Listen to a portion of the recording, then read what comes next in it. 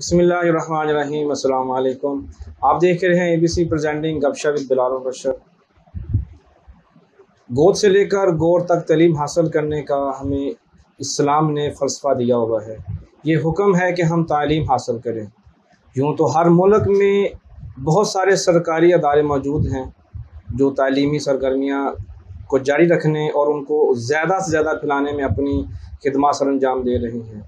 लेकिन अगर यूँ कहा जाए कि दौरे हाज़िर में प्राइवेट स्कूल्स ने वो काम किए हैं जो शायद गवर्नमेंट स्कूल जो थे, जो अदारे थे, वो नहीं कर रहे थे। मेरे आज के मुअज़्ज़ज़ मेहमान बानी ज़फ़र मॉडल स्कूल भी हैं, अवामी वेलफेयर सोसाइटी भी हैं और उनके साथ साथ आल पाकिस्तान प्राइवेट स्कूल एसोसिएशन के सदर भी हैं तहसील सांगला हिल के।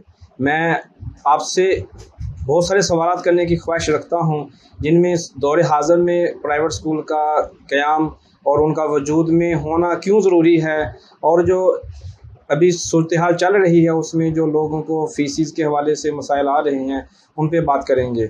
बात करते हैं आज के हमारे मुअज़्ज़ज़ मोहतरम जनाब मियाँ तारक जमील अहमद साहब से। जी अस्सलाम वालेकुम। वालेकुम सलाम बेटे, बहुत शुक्रिया जी, आपने हमें वक्त इनायत किया। आपका शुक्रिया कि आपने हमें इस काबिल समझा।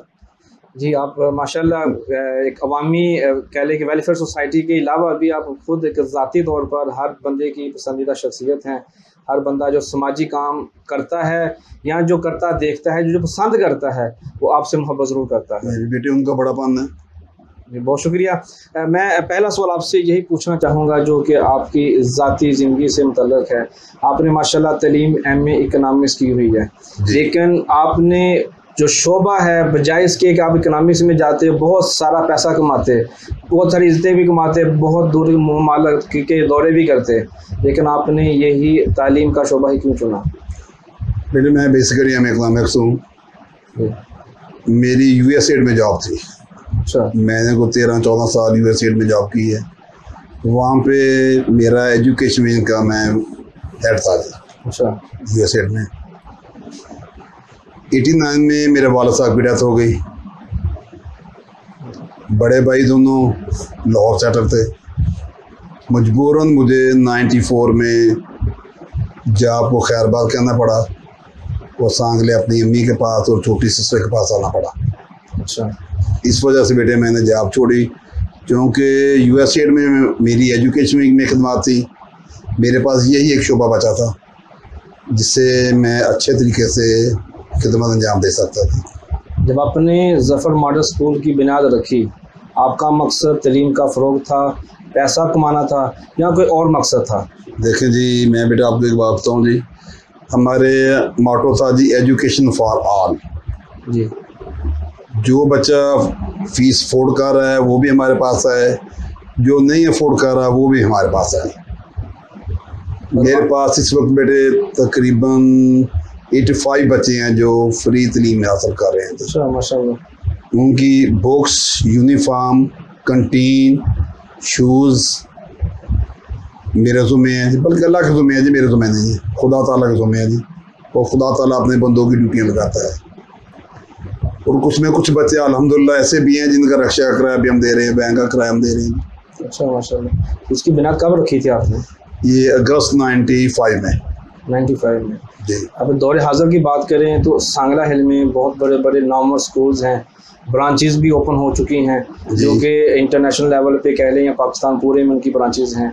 उनके होते हुए बहुत सारे स्कूल्स बंद भी हो चुके हैं जी। ज़फ़र मॉडल स्कूल आज भी कायम व दायम है, उसके पीछे आपकी कौन सी ऐसी पॉलिसी है जिसकी वजह से अभी तक? बेटे मैं फिर एक दफ़ा कहूँगा, इसमें के पीछे मेरी पॉलिसी कोई नहीं है, मेरे खुदा ताला की वो ख़ास कर नवाजी हम पे, जो लोग हम पे एतमाद करते हैं जी। फ्रेंचाइज आ गई हैं, लाइट स्कूल आ गया, दारे अरकम आ गया, सुपीरियर आ गया, एजुकेटर आ गया। इसके बावजूद हमारे पास अल्हम्दुलिल्लाह अल्लाह ताला की करनवाजी से,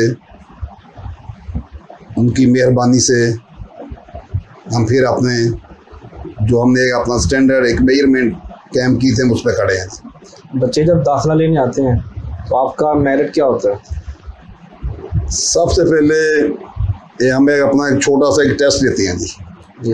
अगर वो टेस्ट पे पूरा आ जाए उसको एडमिशन देंगे, वरना नहीं। टेस्ट में क्या क्या पूछते हैं आप? हम जनरल नॉलेज, अगर नया बच्चा है जैसे नर्सरी या प्रेप के लिए आया, नर्सरी प्रेप के लिए कोई नहीं, कोई टेस्ट नहीं। उसके बाद कोई भी बच्चा किसी भी क्लास में आता है तो उसमें उसके लिए हमारा एक अपनी मेजरमेंट्स हैं, जो बच्चा उन पे पूरा उतरता है। फॉर एग्जांपल आपका बच्चा आ गया 5 क्लास से हमारे पास कि छठी में दाखिला दें, अगर वो 4 का टेस्ट क्लियर करेगा तो 4 में जाएगा, 5 का करेगा तो 5 में जाएगा। सही। हाँ जी, जैसे आप कोई कॉम्प्रोमाइज़ नहीं। जैसे आपने कहा कि कुछ बच्चों को आप फ्री भी तालीम दे रहे हैं, सारी सहूलियात भी दे रहे हैं जी, तो उनके लिए क्या तरीकाकार आपका? उनके लिए भी हमारे अपने क्राइटेरिया जी, हमने एक सिस्टम बनाया हुआ है। एक छोटा सा टेस्ट लेते हैं जी। अच्छा। बड़े बच्चों का, छोटे बच्चे वैसे रख लेते हैं, बड़े बच्चों का हम टेस्ट लेते हैं जी।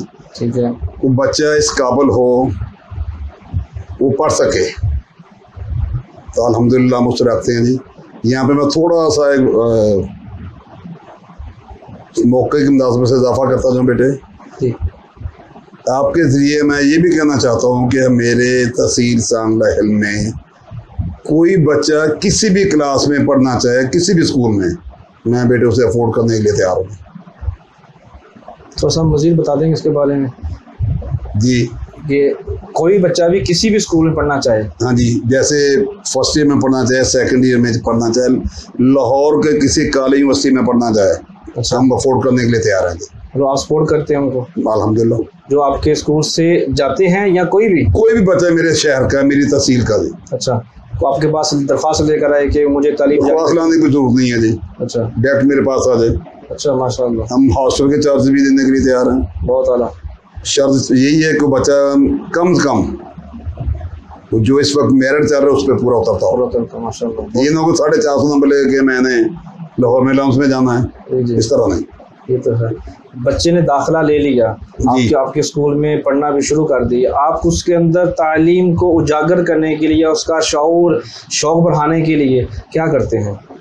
बेटे हमारे पास मिनिमम जो टीचर है ना जी, उनकी क्वालिफिकेशन है MA BEd। अच्छा, माशाल्लाह। इस पर हमारा कोई कॉम्प्रोमाइज़ नहीं है। बहुत आला। वो अक्सर लोगों के माइंड में होता है कि प्राइवेट सेक्टर में मैट्रिक पास FA पास टीचर है, बेटे नहीं है, ऐसा नहीं है। हमारे पास मैक्सिमम टीचर MA BEd हैं, एक बच्ची BSc BEd है, बाकी सारे MA BEd हैं जी। उसमें गैर निसाबी सरगर्मियाँ जाती हैं, बच्चों के में आपस के कंपटीशन आ जाते हैं जी। जो बुनियादी रूह हमारी इस्लाम है जी। सबसे बड़ी बात है कि हमने बच्चों को इंसान से आदमी बनाना है, बच्चों में इंसानियत लानी है। बच्चों को हमने ये बताना है कि बेटा तालीम के साथ साथ आपने एक अच्छे इंसान भी बनना है। फॉर एग्जांपल मैंने हमें एक नाफिज किया है जी, मैं अच्छा इंसान ही हूँ, मेरी तालीम का फ़ायदा कोई नहीं। बच्चा हमसे 4 डिवीजन में मैटर कर जाता है, अपने माँ बाप का कदर नहीं करता, उस 4 डिवीजन का फ़ायदा। बच्चा यहाँ से 1000 में ऐसे 980 नंबर लेकर मैट्रिक में पास हो गया, लेकिन वो अच्छा शहरी नहीं है, तालीम का कोई फ़ायदा नहीं। बेटे तालीम वह एक ऐसा रास्ता है जिस पे चलकर इंसान अपनी मंजिल पा लेता है। बिल्कुल सही। तालीम वह रास्ता है जिस पे चल के इंसान अपनी मंजिल पा लेता है। बहुत ज़बरदस्त बातें हो रही हैं। मैं थोड़ा सा आगे चलता हूँ कि जैसे आप पाकिस्तान प्राइवेट स्कूल एसोसिएशन के सदर हैं, तहसील सांगला हिल के, आप उनको लीड कर रहे हैं। तो प्राइवेट स्कूल एसोसिएशंस के या टीचर्स के या प्रिंसिपल्स के या जो उसके फाउंडर्स हैं, जो उनके मालिक हैं स्कूल्स के, उनके क्या तहफ़्फ़ुज़ात हैं? फिर जब से ये कोरोना लॉकडाउन हुआ है जी, 6 माह से हम लोग बहुत ज़्यादा डिस्टर्ब हैं जी। पिछले 6 माह से हम लोग बहुत ज़्यादा डिस्टर्ब हैं। तो हम लोग किराया भी दे रहे हैं, टीचर की सैलरी भी दे रहे हैं जी। बाकी जो गवर्नमेंट के टैक्सेस हैं वो भी दे रहे हैं। गवर्नमेंट में प्राइवेट सेक्टर के साथ सुटेली माँ का सलूक किया है। कोई बेटे ऐसा टैक्स नहीं जो हमसे ना लिया गया हो, गवर्नमेंट की तरफ से कोई ऐसा टैक्स नहीं जिसमें हमें छूट दी गई हो, तमाम टैक्सेस हमसे लिए हैं। इसके अलावा किराए में कोई छूट नहीं मिली, 99% बिल्डिंग किराए पे हैं जी, किराए में हमें कोई छूट नहीं मिली। इसके अलावा हमने रिक्वेस्ट की थी कि हमें आसान शराइत पे लोन दिया जाए जो काबिल वापसी हो, ताकि हम लोग अपने स्कूल को मेंटेन कर सकें, अपने टीचर की सैलरी बर वक्त अदा कर सकें। लेकिन हमारे साथ पहली माँ का सलूक किया गया। जैसे बेटे मैं आपको बात बताऊँ छोटी सी, हुकूमत कहती है कि आप लोग फीसेस लें 20% डिस्काउंट करके। हर स्कूल की जो फीस कलेक्शन है 5% से ज़्यादा नहीं है, मैक्सिमम 5% जो फीस है उसकी कलेक्शन हो रही है। अब इंशाल्लाह ताला हम लोग प्रोग्राम बना रहे हैं कि इंशाल्लाह 15 अगस्त से हर सूरत स्कूल खोलेंगे जी, इंशाल्लाह खैर करेगा। मैं थोड़ा आगे चलता हूँ, और भी सवालात हैं इसी से रिलेटेड, लेकर मैं बाद में पूछूंगा। पहले मैं जानना चाहूँगा कि जब गवर्नमेंट स्कूल्स मौजूद हैं, गवर्नमेंट अदारे हैं, वहाँ पे हाई क्वालिफाइड टीचर्स मौजूद हैं, फुल प्रोफेशनल्स हैं, उनको सहूलियात मिलती हैं, फैसिलिटीज़ मिलती हैं, स्टूडेंट्स के लिए कम फीस भी होती है, उनके होते हुए प्राइवेट स्कूल क्यों हैं? बेटे गवर्नमेंट सेक्टर में और प्राइवेट सेक्टर में आपको मैं थोड़ा फ़र्क पहले बताता चलूँ जी। आप पिछले कई सालों का रिजल्ट उठा के देख रहे हैं, जो बोर्ड टॉपर है हमारे प्राइवेट सेक्टर में, यूनिवर्सिटी टॉपर जो है वो प्राइवेट सेक्टर में। अच्छा। हाँ जी, और 60% बच्चे जो है ना जी वो प्राइवेट सेक्टर में पढ़ रहे हैं, सिर्फ 40% जो है वो गवर्नमेंट सेक्टर ने बोझ उठाया हुआ है। मैं भी गवर्नमेंट स्कूल में पढ़ा हूँ जी, तमाम उस्ताद हमारे लिए काबिल एहतराम है जी, बहुत अच्छे हैं जी। लेकिन मैं एक रिक्वेस्ट सभी से करूँगा जी, तमाम गवर्नमेंट टीचर के बच्चे हमारे पास पढ़ रहे हैं जी। अच्छा। लेकिन गवर्नमेंट सेक्टर में प्राइवेट स्कूल के साथ सलूक अच्छा नहीं हो रहा जी। अगर गवर्नमेंट स्कूल इतने अच्छे हैं तो फिर उनके बच्चे हमारे पास क्यों पढ़ रहे हैं? वो अपने बच्चों को गवर्नमेंट सेक्टर में क्यों नहीं पढ़ा रहे? एक छोटी सी एग्जाम्पल है बेटा, आप इसे अंदाजा लगा लें जी। अगर गवर्नमेंट सेक्टर में तलीम अच्छी है, बहुत अच्छी तलीम, मैं नहीं कह रहा कि वहाँ पे तलीम अच्छी नहीं है, मैं कहता हूँ अगर वहाँ पे तलीम अच्छी है उनके बच्चे हमारे पास क्यों पढ़ रहे हैं? सही है। साथी का जैसे आपने मेरिट का बताया कि आप MA या BA कम अज़ कम भी लेते हैं, तलीम का तो हो गया कि डिग्री है, डिग्री में भी बहुत सारे स्किल्स होते हैं, नंबर्स होते हैं। तो आप जब किसी उस्ताद को हायर करते हैं तो आप डिग्री के अलावा क्या कुछ देखते हैं उसके अंदर? बेटे हम उनके रिटन और ओरल टेस्ट लेते हैं, ठीक है, फिर क्लासरूम में लेके जाते हैं कि उनका वे ऑफ टीचिंग क्या है। अगर 20 बच्चियाँ आई हैं, उनमें से मेरे ख्याल 1 या 2 ऐसे मिलती हैं कि जिनसे हम लोग ना कोई बात कर सकें ना जी, जो हमारे मेयार पे पूरा उतरे। जब टीचर हमारे पास आ जाती है फिर हम उनको कैपेसिटी बिल्डिंग वर्कशॉप करते हैं जी, जो महीने में तकरीबन 2 दफ़ा हो जाती है जी। उसमें जो बाहर से कुछ असातिज़ा को बुलाते हैं जी, जो आगे हमारे बच्चों को ट्रेनिंग देते हैं जी। अच्छा। प्राइवेट सेक्टर के साथ सबसे बड़ा बेटे मसला ये है कि जब एक बच्ची ट्रेनिंग याफ्ता हो जाती है, जब पता चलता है ये बिल्कुल एक अच्छी टीचर बन गई है, फिर वो बच्चे की कोशिश होती है कि मैं अपना अदारा बदलने की कोशिश करूँ। जो भी टीचर है तो उनको कोशिश होती है कि मैं अपना अदारा बदलूँ, मुझे कोई अच्छी ऑफर आ जाए, मैं ये स्कूल छोड़कर दूसरी साइड पे चले जाऊँ, वहाँ पे आके फिर हमारे लिए टेंशन बनती है। सही। अभी जो साथीज़ा हैं, जैसे आपने बात की कि वो निकलना चाहते हैं, यहाँ से निकल के दूसरे इदारे में जाना चाहते हैं, तो जो साथीज़ा हैं सिर्फ वो तनख्वाह की वजह से जाना चाहते हैं या तो उनके अलावा और भी कुछ मकसद होता है प्राइवेट को छोड़ के गवर्नमेंट या किसी और इदारे में जाना? ये अगर तो गवर्नमेंट की सीट आ जाए फिर हर की कोशिश होती है कि मैं गवर्नमेंट सेक्टर में चला जाऊँ, मुझे सरकारी जॉब मिल जाए, उसमें बेटे में एतराज़ कोई नहीं है। सही है। जब टीचर स्कूल चेंज करती है उसके लिए अब हमने सिस्टम बनाया हुआ है कि हर टीचर के साथ हमारे एक एग्रीमेंट होता है कि वो अपना टर्नओवर पूरा करके, तलीमी सेशन पूरा करके फिर वो मूव होगी, उससे पहले नहीं। बहुत आला। अक्सर देखा है कि जो गवर्नमेंट स्कूल के साथीज़ा हैं वो हड़तालें करते हैं, क्या कभी प्राइवेट स्कूलों वालों ने भी हड़ताल की है? नहीं जी, कभी नहीं की जी, और ना इंशाल्लाह करेंगे जी इंशाल्लाह। अगर बात करें कि जैसे कि गवर्नमेंट लेवल पे तनख्वाह ज़्यादा होती है, प्राइवेट सेक्टर में इतनी तनख्वाह नहीं मिलती, उसके पीछे बहुत सारी वजूहात भी हैं। फीसेस ज़्यादा करेंगे तो फिर वालिदैन बच्चों को नहीं पढ़ाएंगे।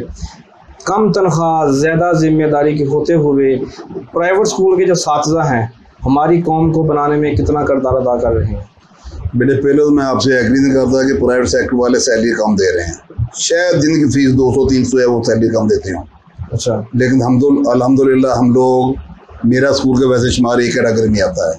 अच्छा। हमारे सांगला में 5 एक कैटेगरी स्कूल हैं, अच्छा, 2 A+ हैं। सही ये कैटेगरी हुकूमत पंजाब ने बनाई हुई हैं। सही। फौजी फाउंडेशन और PEB स्कूल ये A+ में आते हैं। अच्छा, बाकी Zafar model high school, Oxford high school, educator, Islamic public school और दारुल इस्लाम ये एक कैटेगरी में आ रहे हैं जी। ये जो आम लोगों के जहन में है कि बहुत थोड़ी सैलरी देते हैं, बहुत थोड़ी नहीं है जी। जो नए टीचर हैं हम उसकी 10,000 से स्टार्ट करते हैं जी, सही 25 तक जा रही हैं जी। सही, माशाल्लाह। फिर प्राइवेट सेक्टर में बच्चों को एक फ़ायदा ये भी है, उनके पास कोई ट्यूशन पढ़ने के लिए बच्चे आ जाते हैं, उनकी कंपनसेशन हो जाती है। दौरे हाज़िर की बात करें तो मोबाइल गेम्स टीवी ने बहुत बच्चों को ख़राब कर दिया है। ये कहते हैं लोग, कहा भी जाता है और इसमें हकीकत भी है।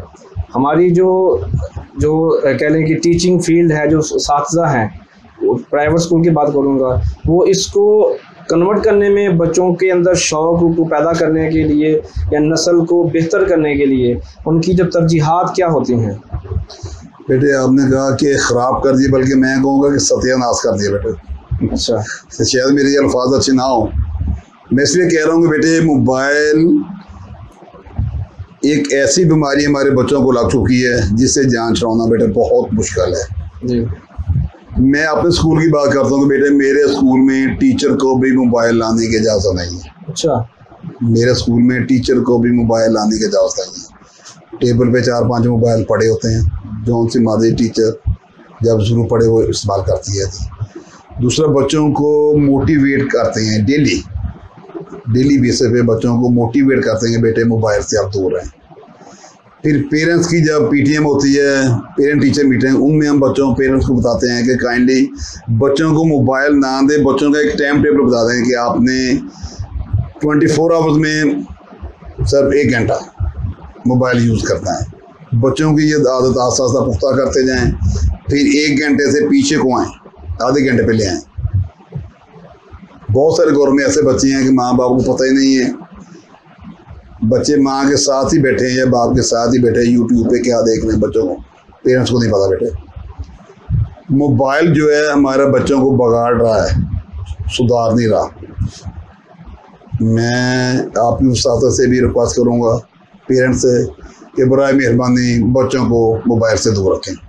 मेरी बेटी FSC कर रही है, उसके पास मोबाइल नहीं है। बहुत जब वो FSC कर देगी फिर उसे मोबाइल लेकर देंगे। बहुत अच्छे। इससे पहले कि मैं और सवालात करूं, मैं यहाँ पे ये पूछना चाहूँगा, बल्कि पूछना नहीं, यहाँ पर मैं कहना चाहूँगा कि जब ये लॉकडाउन का सिलसिला शुरू हुआ कोरोना की वजह से, तो हुकूमत पाकिस्तान ने और पूरी दुनिया ने, WHO ने भी हुक्म किया कि मास्क पहने। तो सब लोगों ने देखा कि सांगले हिंद में सबसे ज़्यादा बढ़ चढ़ कर जिन लोगों ने मास्क तकसीम किए, अवेयरनेस के लिए काम किया, उनमें आपका नाम सर फहरिस्त आता है। थोड़ा माजी में पीछे चलो, जो अवामी वेलफेयर सोसाइटी के लातादाद काम हैं, चाहे वो कराटों की सूरत में अपनी स्कूल की जगह मुहैया करना हो या उनके लिए कोई तकरीबात का इनकाद करना हो, नशे से दूर रहें, ज़िंदगी से प्यार करें, ये मोटो भी लेके चले। मैं ये जानना चाहता हूँ तफसील के साथ, कब आपके अंदर ये शौक़ पैदा हुआ, कौन कौन आपके साथी थे, अवामी वेलफेयर सोसाइटी के मकासद इसके अलावा और क्या क्या है? बेटे आपने जो सबसे खूबसूरत मौजूद है उस साइड पे आप अब आए हैं जी। मैं बेसिकली एक समाजी वर्कर हूँ जी। मैं तो कहता हूँ जब मैं इस दुनिया से चला जाऊँ मेरी कब्र पे सिर्फ एक कतबा लगा हो समाजी वर्कर, और कुछ नहीं। मेरे वालिद साहब कहा करते थे कि जो भी कदम उठाओ हमेशा अच्छाई की तरफ उठाओ, बुराई की तरफ नहीं जी। उसी चीज़ को, जो घर की तरबियत थी, उसी चीज़ को मद्देनजर रखते हुए 79 में मैं अवामी वेलफेयर सोसाइटी का मेंबर बना था जी। 79 में उस वक्त मैं 8वीं का स्टूडेंट था। अच्छा। हमारे शहर की एक बहुत बड़ी शख्सियत चौधरी फ़कीर इमाम खालिद साहब, अच्छा, जो हमारे समाजी कामों में सांगले में सबसे टॉप पे थे जी। अच्छा। अल्लाह ताला उनको जन्नतुल फिरदौस में जगह दे दी। हम उनके लगाए हुए छोटे छोटे पौधे हैं। अच्छा, माशाल्लाह। 79 में मैं अवामी वेलफेयर सोसाइटी का मेंबर बना। आज अल्हम्दुलिल्लाह मैं इसका प्रेसिडेंट हूँ। मेरे लिए ये बात से फ़ख्र है जी। मैं बड़े फ़ख्र से ये बात बताता हूँ कि सांगरा में जो बॉय कॉलेज बना है चौधरी फ़कीर मोहम्मद खालिद साहब ने बनाया जी। अच्छा, बॉयज़ कॉलेज के प्रिंसिपल ऑफिस में चले जाएँ, कायद आज़म के साथ चौधरी फ़कीर मोहम्मद खालिद साहब की तस्वीर लगी हुई है। अच्छा, माशाल्लाह। ये उनका काम बोलता है जी। जब गर्ल्स कॉलेज सांगरा में बना, अल्हम्दुलिल्लाह अल्हम्दुलिल्लाह उनके बानियों में मैं भी शामिल हूँ। गर्ल्स कॉलेज सांगला में लाने वाले हम लोग थे जी, चौधरी फ़कीर मोहम्मद खालिद साहब के साथ मिलकर जी।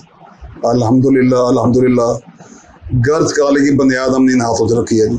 पहले घर से शुरू किया था, फिर गर्ल्स हाई स्कूल में एक बिल्डिंग ली, वहाँ से अब आप देख लें माशाल्लाह कहाँ पहुँचा हुआ है।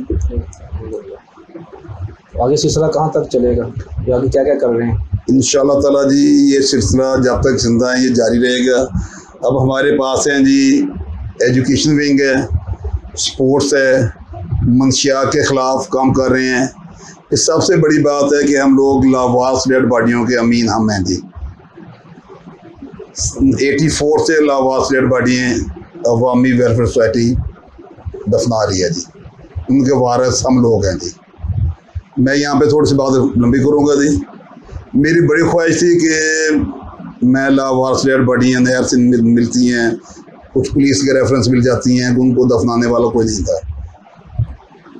उससे मैंने दफनाना शुरू किया। डेथ डेट बेटा मैं 55 का होगा, आप आज नहीं कल नहीं तो परसों मैंने जाना ही है। मेरी ख्वाहिश थी कि कोई एक ऐसा लड़का, कोई ऐसा आदमी आ जाए दर्द दिल रखने वाला, जो मेरे बाद लावारिस डेड बॉडियाँ दफना सके। मैं इस वक्त बड़े फ़ख्र से ये बात करता हूँ कि इरफान विरक मॉडल टाउन में वो एक लड़का आया है, मेरे उस्ताद शौकत विरक साहब उनका साहबजादा है जी। वो बढ़ चढ़ के इसका हिस्सा ले रहा है जी, अल्लाह ताला उसे अजर दे दी। अब वो हमारा साथी है, हम लोग मिल के दफनाते हैं जी। बेटे जैसे ब्लड डोनर तंजीम हमने बनाई थी, मैं ह्यूमन गाइड का सदर भी रहा हूँ बेटे। मैं खुद अल्लाह ताला की मुझ पे बड़ी करनवाजी है कि मैं 137 बॉटल डोनेट कर चुका हूँ। अच्छा माशाल्लाह, 137 बहुत बड़ी तादाद। 84 में शुरू हुआ था ब्लड देने जी। अच्छा, मेरे एक दोस्त ने भी हज़रत संधू साहब फौत हो गए थे लाहौर ब्लड की वजह से। अच्छा, उस वक्त ये कदम उठाया था। अब मैं हर 3 माह बाद, आज भी मेरी HP चेक करा लें तो 16.5-17 है जी अल्हम्दुलिल्लाह। अभी 3 माह पहले मैंने आखिरी बोतल दी है जी। अब डॉक्टर कहते हैं कि 50 क्रॉस कर गई हैं, ब्लड देना बंद करें। जब कोई नजर आ जाता है फिर नहीं ठहरा जाता, देना पड़ता है जी। इसके अलावा हर साल हम सैकड़ों बच्चों में बुक्स तकसीम करते हैं जी।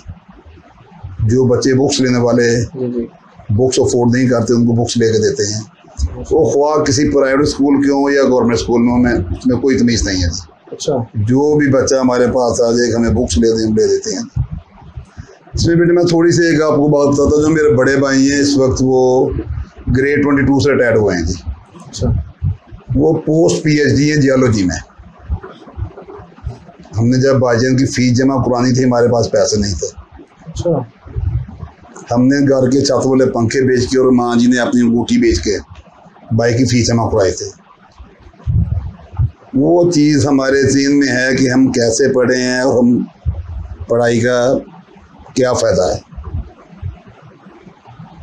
वो भाई मेरे स्कॉलरशिप पे स्विट्ज़रलैंड गए, वहाँ से PhD की, फिर अमेरिका चले गए, वहाँ से पोस्ट PhD की, फिर कैलिफोर्निया यूनिवर्सिटी में पढ़ाते रहे हैं, फिर वो पंजाब यूनिवर्सिटी में head of the department geology retired हुए हैं ग्रेड 22 में। वो भाईजान ने हमें ऐसा मोटिवेट किया, मैं तो उसका छोटा था, वो भाईजान हमें अफोर्ड कर रहे हैं जी। हम लोग तमाम बच्चों की जो फीसेज हैं ना जी, मैं और मेरी फैमिली यानी कि बहन भाई हम लोग अफोर्ड मिल के करते हैं। हमने एक अपना फंड कैप किया हुआ है। मैं अपने शहरदारों से भी रिक्वेस्ट करूँगा कि जहाँ पे हम लाखों रुपए उजाड़ देते हैं शादियों पे, गैर ज़रूरी रस्मों पे, उसकी बजाय तलीम को फ़रोग दें। बिल्कुल, जिस घर के एक बच्चा बेटे पढ़ गया ना पूरा माशरा संवर जाएगा। बिल्कुल सही बात। मैं आपके ज़रिए ये दरख्वास्त करूँगा अपने शहरदारों से, कोशिश करें कि अपने आसपास को पढ़ने वाला बच्चा है उसे पढ़ाएं, जैसे भी हो सकता है ना जी, उसे पढ़ाएं। बहुत शुक्रिया जी, आपका पैगाम बहुत अच्छा पैगाम है। उम्मीद करते हैं हरियाणा सांगला है ज़रूर इस मामले को सीरियस लेंगे। तो भाई जी मैं आगे जानना चाहता हूँ, जैसे कि आप बतौर सदर भी एक अज़ाफ़ी जिम्मेदारी संभाल रहे हैं, पाकिस्तान प्राइवेट स्कूल एसोसिएशन के तहसील सांगलाइल के। तो मैं ये मौजूदा सूरत हाल जो अभी चल रही है और जो माजी की बात करें, पिछले 5-6 महीनों से ये कोरोना वायरस की वजह से स्कूल का बंद होना और कारोबार का तबाह हो जाना, कह हर जगह पे सूरत ऐसी है। प्राइवेट जो अदारे थे या कंपनीज थी उन्होंने भी तनख्वाहें रोक दी, काम से लोगों को निकाल दिया। वालिदैन भी परेशान हैं, असातिज़ा भी परेशान हैं और जो स्कूल्स के बानियान हैं वो भी परेशान हैं। इस सारी सूरत हाल में एक जो बहुत बड़ा मसला बन रहा है वो ये होता है कि स्कूल की फ़ीस। स्कूल वाले डिमांड करते हैं कि हमें स्कूल की फ़ीस दी जाए ताकि हम स्कूल के जो अखराजात हैं, जो बेसिक अखराजात हैं, उनको फुलफ़िल कर सकें। और पेरेंट्स की तरफ से ये जवाब आता है कि हमारे हालात इस तरह के नहीं, हमें तनख्वाह नहीं मिल रही, हमारे कारोबार नहीं चल रहे। इस सारी सूरत हाल के ऊपर आप क्या तबसरा करेंगे? बेटे, आपका बहुत अच्छा सवाल है। हुकूमत पाकिस्तान ने कहा था कि 20% डिस्काउंट दिया जाए फीसेस में जी। अब बेटे, जैसे फॉर एग्जांपल मैं सरकारी मुलाजिम हूँ जी, मैं तो 1.5 लाख रुपये अपनी सैलरी ले रहा हूँ। कोरोना की वजह से मैंने घर बैठ के 1.5 लाख सैलरी ली है, असूली तौर पे मैं हकदार नहीं हूँ, लेकिन हमने उनको भी 20% डिस्काउंट दिया है। अब जब तक स्कूल नहीं खुलेंगे तमाम फीसेस में 20% डिस्काउंट चलेगा। सही। कानून वैसे हुकूमत ने ये किया था जिनकी फ़ीस 5,000 से ऊपर है उनको 20% डिस्काउंट दिया जाए। हमारा सांगला में कोई भी एक ऐसा स्कूल नहीं है जो 5,000 से ऊपर फीस दे रहा हो। कोई स्कूल भी ऐसा नहीं है जो 5,000 से ऊपर फीस ले रहा हो। सभी 3,000 से या 3,000 से नीचे हैं। सही। इसमें बेटे सबसे बड़ा मसला है कि पेरेंट्स जो है ना बिल्कुल नॉन कोऑपरेटिव हैं। हमने ऑनलाइन क्लासेस स्टार्ट की हुई हैं। अगर हमारे 30 बच्चे हैं उसमें से 15 बच्चे जो ऑनलाइन क्लासेस ले रहे हैं जी। बाकी पेरेंट्स कहते हैं कि हमारे पास मोबाइल नहीं है, हमारे पास इंटरनेट की सहूलत नहीं है। ये ऑनलाइन हम क्लासेस दिए तो रहे हैं। अब देखिए बेटे, फॉर एग्जांपल आपके 4 बच्चे हैं, चारों बच्चों ने ऑनलाइन क्लासेस लेनी है। एक तो आप घर में नेट की डिवाइस लेकर रखेंगे, दूसरा कम से कम 1 लाख के 4 मोबाइल लेंगे, फिर ही 4 बच्चे लेक्चर लेंगे ना जी। सही है। ये पेरेंट्स बेटे अफोर्ड नहीं कर सकते। ये हमारे हुकूमत की खामख्याली है कि ऑनलाइन क्लासेस में बच्चे पढ़ लेंगे, बच्चे नहीं पढ़ रहे। मैक्सिमम 20% बच्चे हैं जो ऑनलाइन पढ़ रहे हैं, वो भी जो अच्छे घरानों के हैं जो अफोर्ड कर रहे हैं। आम आदमी ऑनलाइन अफोर्ड नहीं कर रहा। सही है। ये जो स्कूल की बंदिश हुई, तालीमी सरगर्मियाँ भी मुतासर हुई। अभी ऑनलाइन का सिलसिला भी जारी है, लेकिन ऑनलाइन सिलसिले में वो फ़वाइद हासिल नहीं हो रहे जो एक स्कूल के अंदर मौजूद क्लास के में एक तालिब इल्म हासिल करता है। अब क्या समझते हैं आप, जब ये हालात बेहतर होंगे, स्कूल शुरू होंगे, तो क्या वो कमी पूरी हो जाएगी? नहीं बेटे, वो कमी पूरी नहीं होगी। बच्चे, मेरा अपना माइंड है कि जो बच्चा 2 दिन स्कूल में छुट्टी करते है वो 4 दिन पीछे जाता है पढ़ाई में ना। बिल्कुल। अब तो 4-5 साल हो गए हैं, 4-5 माह हो गए, सॉरी मैं साल कह रहा हूँ, 4-5 माह हो गए, बच्चे नींद से दूर हैं। उसका यही हाल होना कि हमने फर्स्ट टर्म का सिलेबस कट डाउन कर देना है। जो सेकंड टर्म है वो सिलेबस भी शार्ट करेंगे। सही। ताकि बच्चे आसानी से थोड़ा सा लर्न कर सकें।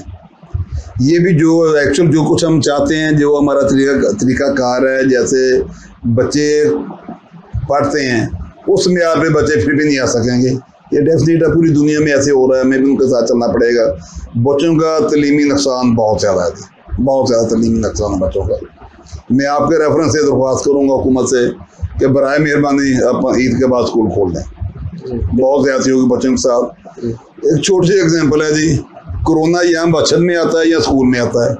सब्जी मंडी में कोरोना नहीं जाता, नारकली बाजार में कोरोना नहीं जाता, बस में 50 मुसाफिर बैठते हैं वहाँ पे कोरोना नहीं जाता। हमारी क्लास में तो 20 से 25 बच्चे होते हैं। सही। अल्लाह खैर करे, लेकिन इंशाल्लाह जल्द स्कूल खुल जाएंगे। स्कूल खुलने के बाद आपकी सबसे पहले तरजीह क्या होगी? स्कूल खुलने के बाद बेटे हमें हमारी तकरीबन हर दूसरे दिन प्राइवेट सेक्टर के आपस में मीटिंग होती है जी। स्कूल खुलने के बाद सबसे पहले तो SOPs जो हुकूमत हमें देगी उस पर अमल दरामद कराना है जी। उसके अमल दरामद कराने के लिए मैं आपको छोटी सी मिसाल दे देता हूँ। हम लोगों ने मास्क ला के रख लिए हैं, हैंड सैनिटाइज़र रख लिए हैं, डेटोल ला के रख लिए जी। टेम्परेचर के अंदर आज हमने पैसे भेजे हैं परचेज करने के लिए। पहली तरजीह तो ये है कि बच्चों को जब हमने लाना है सेफ एंड साउंड तरीके से अंदर लाना है, जब बाहर भेजना वो भी सेफ एंड साउंड तरीके से बाहर भेजना है। सबसे पहली तरजीह तो बेटा ये होगी। इसके बाद फिर एजुकेशन आ जाती है कि बच्चों की जो कमी है वो कैसे दूर होगी जी। उसमें जैसे मैंने पहले अर्ज किया कि हम अपना सिलेबस जो है वो कट डाउन करेंगे, वो हमारी मजबूरी है सिलेबस कट डाउन करना। वो इंशाल्लाह ताला हमें 3-4 माह हमारे पास होंगे, इंशाल्लाह ताला हम कोशिश करेंगे कुछ एक्स्ट्रा टाइम लगा के बच्चों की जो कमी है वो दूर की जाए। इस साल तो हुकूमत पाकिस्तान ने कुछ क्लासेस का रिज़ल्ट जो है वो मनसूख कर दिया, बल्कि उसको सबको पास कर दिया है। इससे बहुत ज़्यादा नुकसान हुआ है। माजी में भी इस तरह के कुछ हमें जो है सबूत मिलते हैं कि पहले भी 1-2 बार ऐसा हुआ है कि पूरी की पूरी निज़ाम को वो पास कर दिया है बगैर पेपर चेकिंग के। तो अगले साल का जो तालीमी रिज़ल्ट होगा वो क्या होगा? बेटे इसमें 2 तरह के स्टूडेंट हैं जी। एक बच्चा है जो पढ़ने वाला है, एक बच्चे हैं वो जो नेले देले होते हैं जिनका मकसद सिर्फ पास होना जी। जो आम बच्चे हैं बेटे वो तो बड़े खुश हैं कि हम बगैर एग्जाम के पास हो गए हैं जी। जिन्होंने मेहनत की हुई थी, जिन्होंने 24 घंटे में 16 घंटे 18 घंटे पढ़ा हुआ था, वो बच्चे डिस्टर्ब है। फॉर एग्जाम्पल एक बच्चे मैट्रिक में नंबर लेता है 220, उससे मेहनत की थी कि मैंने आइंदा अपनी परसेंटेज बढ़ानी है, उसने अपनी मेहनत कर ली है, उसकी तो परसेंटेज बढ़ी नहीं, वो बच्चा डिस्टर्ब हुआ है, डिसहार्ड हुआ है जी। उसकी वजह से घर वाले भी डिस्टर्ब हुए हैं जी। मैं अपनी बेटी की मिसाल देता हूँ आपको भी। दिन रात उसने एक किया हुआ था पढ़ने के लिए, लेकिन फर्स्ट ईयर का एग्जाम नहीं हुआ। अब वो बच्चा वहाँ पे स्टॉप हो गया। अब मुझसे कहते हैं कि बेटे सेकंड ईयर के ऑनलाइन क्लासेस लो। अब ऑनलाइन क्लासेस में बेटे ये मसला आ रहा है कि आप ऑनलाइन लेक्चर दे रहे हैं, आपकी लाइट आ रही है, मेरे घर की नहीं आ रही, आपकी तरफ से लेक्चर डिलीवर हो रहा है, हमारे तक नहीं पहुंच रहा। हमारी लाइट आ रही है, हमारा नेट चल रहा है, आपका नहीं चल रहा। दरम्यान में फिर गड़बड़ आ गई। एक उस्ताद ने 100 बच्चों को लेक्चर डिलीवर करना है। 100 बच्चे शहर के मुख्तलिफ इलाकों में बैठे हुए हैं जी। सही है। किसी एरिया में लाइट है, किसी में नहीं है, किसी में नेट की सहूलत है, किसी में नहीं है जी। वो लेक्चर सारे डिस्टर्ब हो रहे हैं। बच्चे बजाय आगे जाने की बजाय बच्चे पीछे जा रहे हैं। जो सूरत हाल है बहुत ही गंभीर हो चुकी है। वालिदैन परेशान हैं, साथीज़ा परेशान हैं, सब अदारे परेशान हैं कि बच्चों के हवाले से, तालीम के हवाले से ख़ास तौर पर माली मुश्किलात भी हर जगह पर हैं।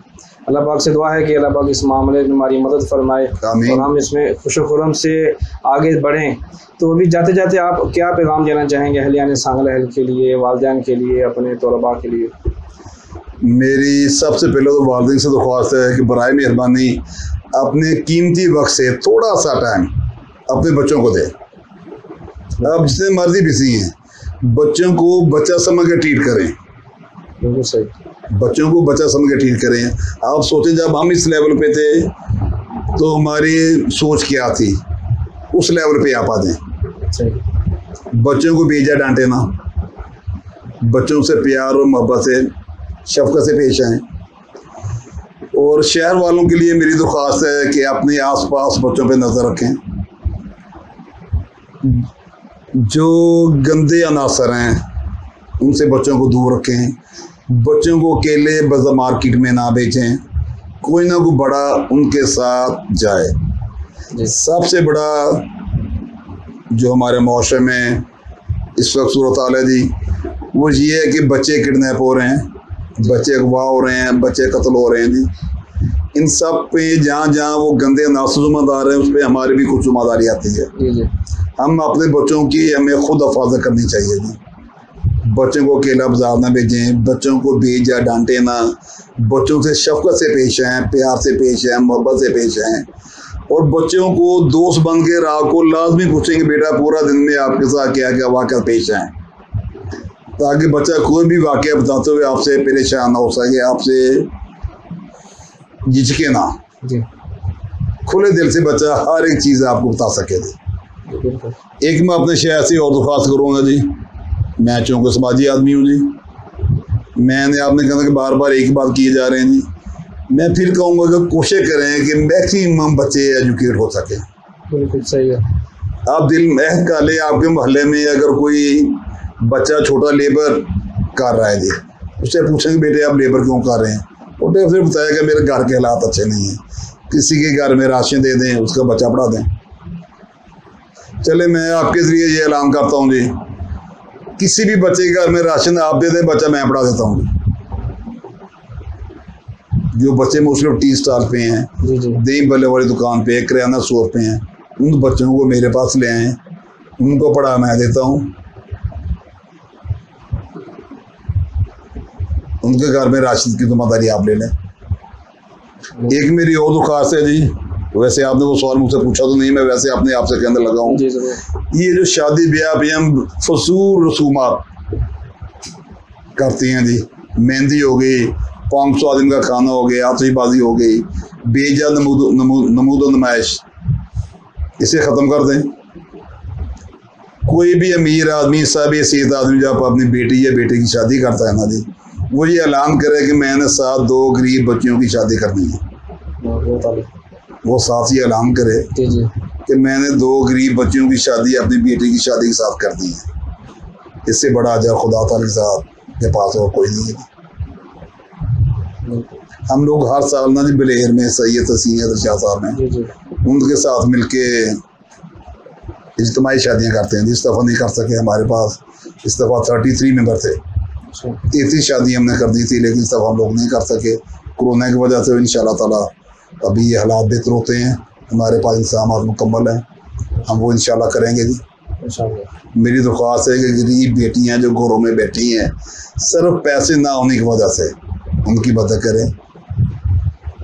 मेरे शहर में बड़े बड़े खूबसूरत और अमीर लोग बैठे हैं जी, बहुत बहुत अच्छे लोग हैं, दर्द दिल रखने वाले इंसान हैं जी। मेरी उनसे दरख्वास्त है कि आपने अपने महल्ले में नज़र रखें, कौन इस काबिल है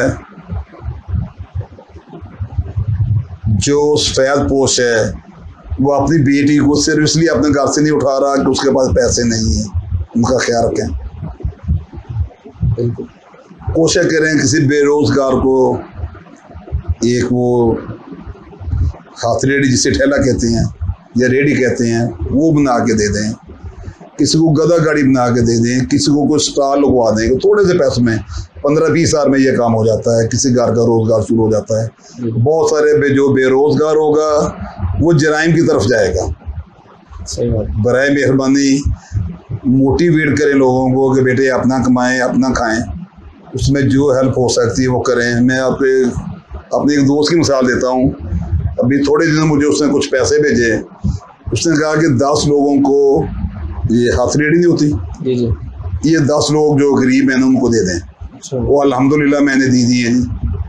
दोस्त मेरे जर्मन होते हैं असगर भाई, मैं उनका शुक्रगुज़ार हूँ।